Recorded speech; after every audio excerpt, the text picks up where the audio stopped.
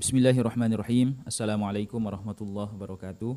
Alhamdulillah wassalatu wassalamu ala Rasulillah Sayyidina Muhammadin wa ala alihi wa ashabihi.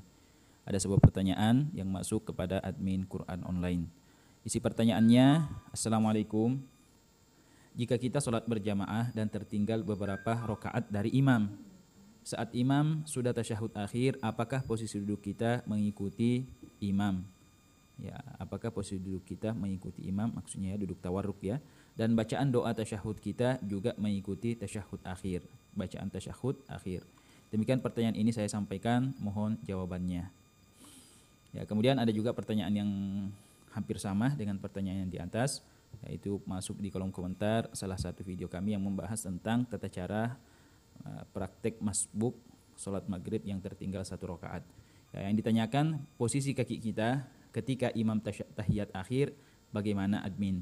Apakah ikut posisi duduknya imam tahiyat akhir atau duduk tawarruk, atau posisi duduk tahiyat awal atau duduk iftirash?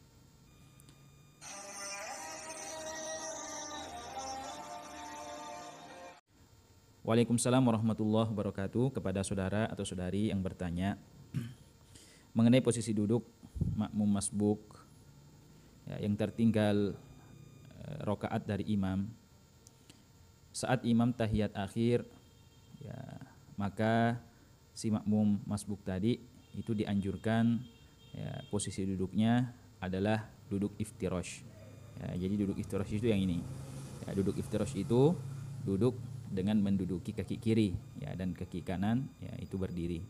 Ini telapak kaki kanan berdiri ya, sedangkan duduk tawarruk yang seperti ini ya, duduk tawarruk seperti ini ya, jadi ketika imam duduk tahiyat akhir ya, ada posisi duduknya seperti ini, duduk tawarruk atau duduk tahiyat akhir ya, maka kita makmum masbuk ya, itu posisi duduknya adalah posisi duduk tahiyat awal atau posisi duduk iftirash ya. Di antara referensinya adalah sebagaimana yang dituliskan Syekh Abu Bakar bin Muhammad Syato', beliau mengatakan ya, wa sunnah tawarrukun fihi ay fi qu'udit tasyahhudil akhir, disunnahkan duduk tawarruk dalam duduk tasyahud akhir ya, wa huwa ma yaqibuhu salamun, yaitu duduk yang diiringi oleh salam. Fala yatawarraku masbukun fi tasyahhudi imamihil akhir, sedangkan bagi makmum masbuk yang tertinggal rakaat itu tidak disunnahkan duduk tawarruk ya, ketika imamnya tasyahud akhir ya. Qauluhu fala yatawarraku masbukun, adapun perkataan beliau yang mengatakan tadi ya, si makmum masbuk yang tertinggal rakaat itu tidak duduk tawarruk, ai la tasyahhudahu lam yaqibhu salamun ya, karena duduk tasyahudnya si makmum masbuk tadi yang tertinggal rakaat itu tidak diiringi oleh salam ya, maksudnya setelah imam salam dia tidak salam, bal yaftarishu ya, maka yang dianjurkan baginya adalah duduk iftirash ya. Karena kenapa? Li'annal iftirasha hayatul mustawfizi, karena duduk iftirash itu adalah duduknya orang yang akan melakukan gerakan sholat berikutnya ya. Jadi orang itu ketika melakukan duduk iftirash itu menandakan bahwa setelah itu masih ada gerakan sholat yang lain yang akan dia lakukan. Wa yusannu fi kulli julusin taqibuhu salamun ya, dan duduk iftirash itu ya, ini duduk iftirash ya, coba perhatikan ya, duduk iftirash itu disunnahkan ya pada setiap duduk yang diiringi oleh gerakan sholat yang lain setelahnya. Li'annaha ashalu anhu, karena kenapa?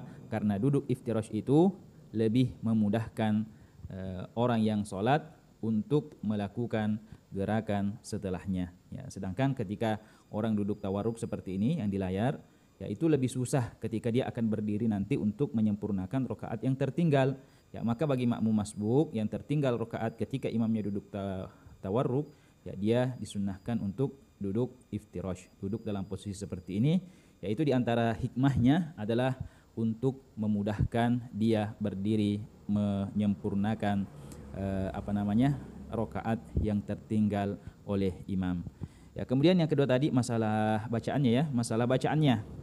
Adapun bacaan yang dianjurkan bagi makmum masbuk tadi adalah membaca bacaan tasyahud akhir ya, jadi dia baca sebagaimana bacaan imamnya ya, meliputi at-tahiyyatul mubarakatus shalawatut thayyibatu lillah, assalamu alayka ayyuhan nabi wa rahmatullahi wa barakatuh, assalamu alayna wa ala ibadillahis salihin, asyhadu an la ilaha illallah wa asyhadu anna muhammadar rasulullah.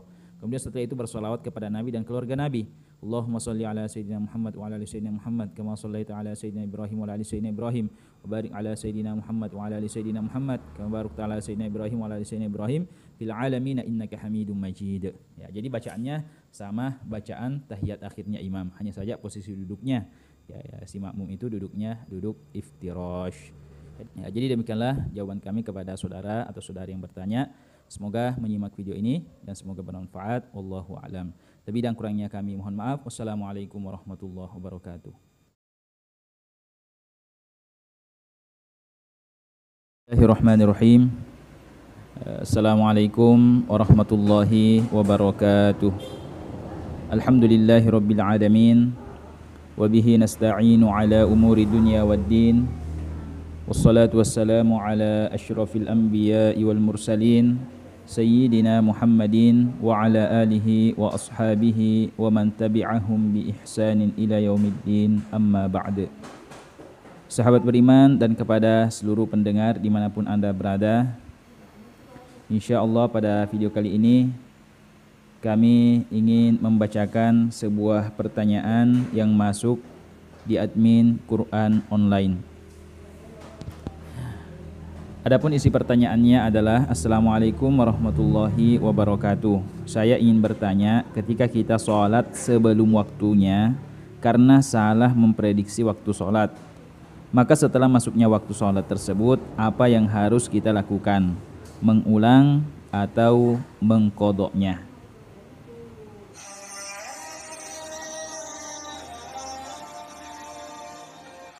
Ya, jadi kepada saudari atau saudara yang bertanya, Waalaikumsalam warahmatullahi wabarakatuh.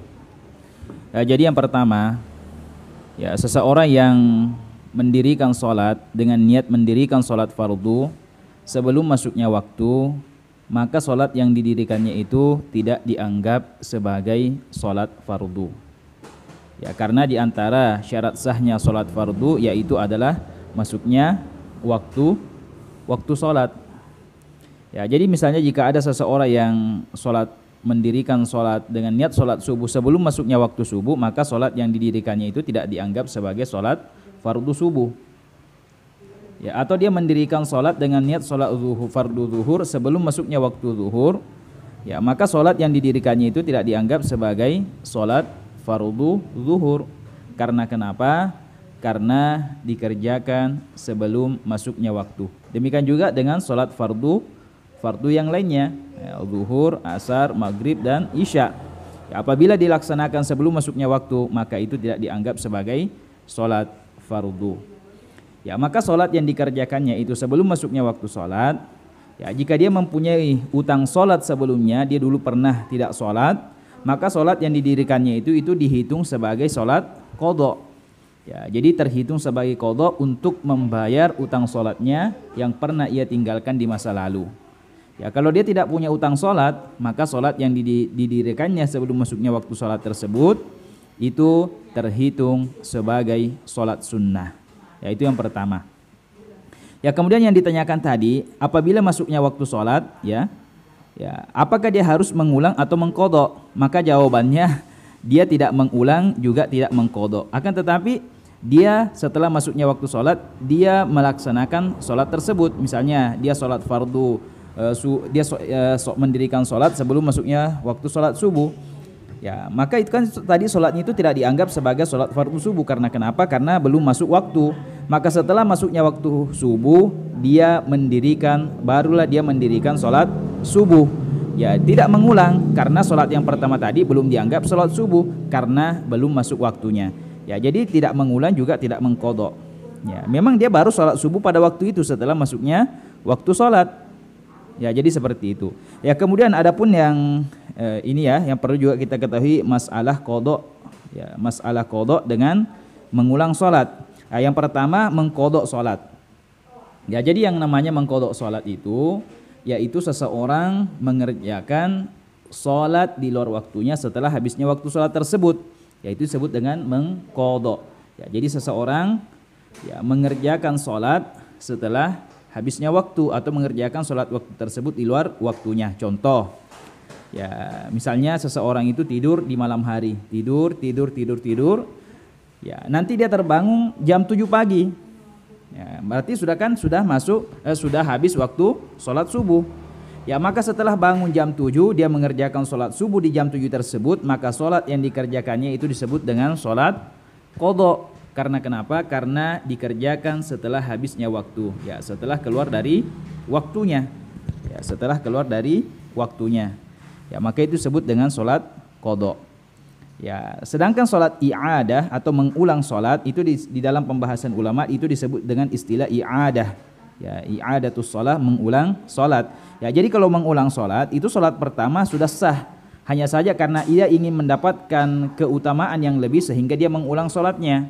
Yaitu pembahasan bab mengulang sholat atau bab i'adah. Contoh, ya seseorang di suatu kampung, ya di situ jamaahnya jarang yang datang.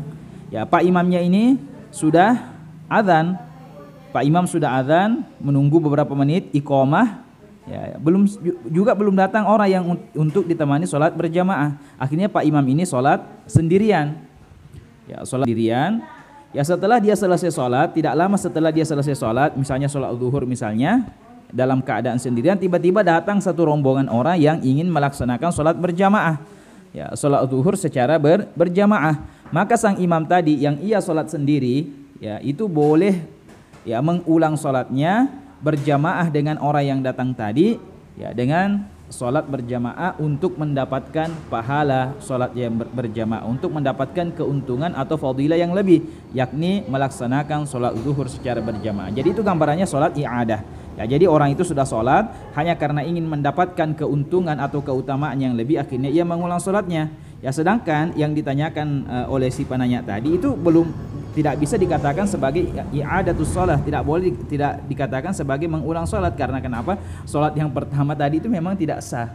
Ya, belum sah. Ya, karena belum masuknya waktu. Ya, setelah masuknya waktu barulah dia menunaikan sholat secara ada. Ya, bukan qadha. Ya, juga bukan i'adah. Ya, demikianlah kepada saudara atau saudari yang bertanya bahwa seseorang yang melaksanakan sholat sebelum masuknya waktu itu sholatnya tidak sah. Ya, tidak dianggap sebagai sholat fardu. Ya, itu hanya dianggap sebagai sholat sunnah. Ya, jika dia mempunyai utang sholat, maka sholatnya itu dianggap sebagai qadha terhadap sholat yang pernah ia tinggalkan di masa lalu. Ya, jadi demikian. Ya, semoga bermanfaat. Wallahu a'lam. Lebih dan kurangnya kami mohon maaf. Wassalamualaikum warahmatullahi wabarakatuh.